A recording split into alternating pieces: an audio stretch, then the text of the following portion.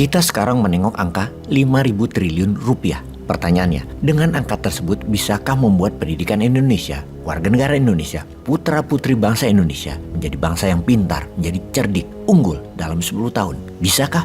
Apa saja yang bisa dilakukan dengan angka tersebut? Sebuah fakta, ada 5 juta mahasiswa India di negeri seberang India yang dikirim oleh negara India ke seluruh negara maju untuk belajar. Dan ada 13 juta warga Tiongkok dikirim pemerintah dalam kurun waktu 10 tahun kemarin ke seluruh dunia untuk belajar. Dan bisakah Indonesia melakukan hal yang sama atau bahkan lebih baik dengan nilai 5.000 triliun rupiah itu? Jadi uang 5.000 triliun itu sebenarnya adalah angka anggaran yang Departemen Kementerian Pendidikan Republik Indonesia ada dalam kurun waktu 10 tahun terakhir ini. Yang angka tepatnya adalah 4.732 triliun rupiah. Angka yang di tahun 2014 adalah 353 triliun. Tiap tahunnya terus meningkat hingga 400 triliun. Bahkan sejak tahun 2022 naik drastis hingga 500 triliun setahunnya. Dan sekarang di tahun 2023 hingga 612 triliun rupiah. Sebuah angka luar biasa dalam 10 tahun mendekati angka 5.000 triliun rupiah. Jadi apa yang didapat dengan angka 5.000 triliun rupiah itu?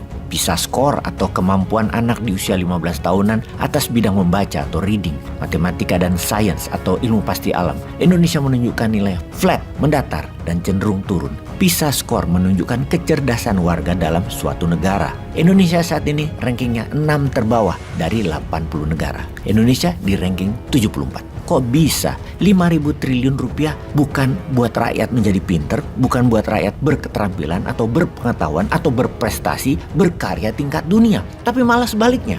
Atau misalnya lagi, mengapa paten internasional atau property right karya anak bangsa Indonesia dalam 1 tahun hasilnya kurang dari 100 paten, sementara satu pabrik Huawei di Tiongkok bisa bikin 7 paten internasional seharinya. Samsung di Korea bisa buat 5 paten seharinya. Amerika setahun 120.000 paten. Ada apa dengan Indonesia? Jadi kemana aja itu anggaran? Per tahun 600 triliunan rupiah. Jumlah guru ada 3,4 juta. Jumlah guru honorer ada 1 juta. Gaji guru honorer sering telat dan super rendah. Kok bisa ya? Jumlah murid 45 juta dari TK sampai SMA. Jumlah mahasiswa 9 juta orang. Jumlah mahasiswa Indonesia di luar negeri 50 ribuan. Yang mana terbanyak adalah biaya sendiri. Jadi dana 600 triliun rupiah itu untuk apa ya? Jumlah sekolah Indonesia ada 400 ribu. Jumlah kampus ada 3.100.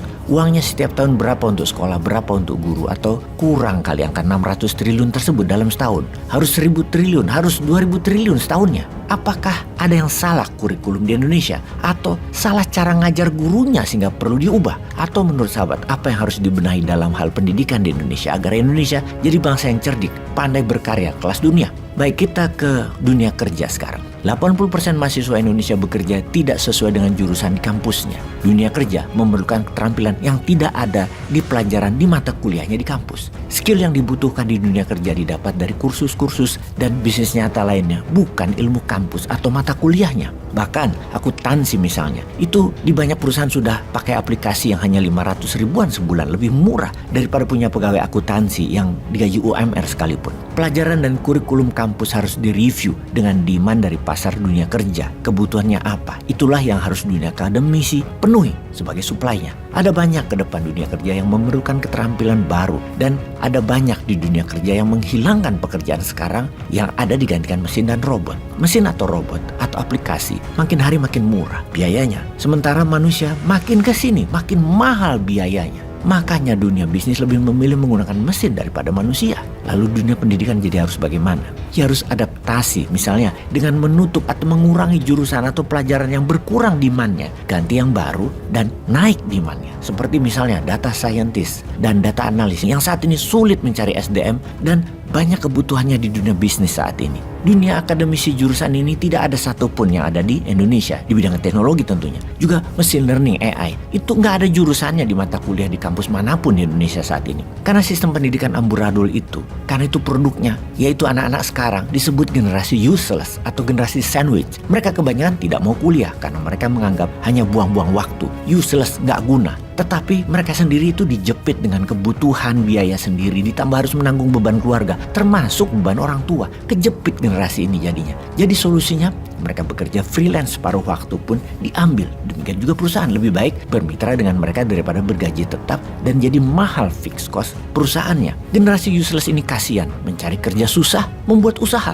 juga susah. Piye jal solusinya? Mana Opung? Mungkin bisa cari solusi, mengingat apapun masalah di negeri kita ini, Opung adalah solusinya. Ditunggu Opung solusinya. Peace.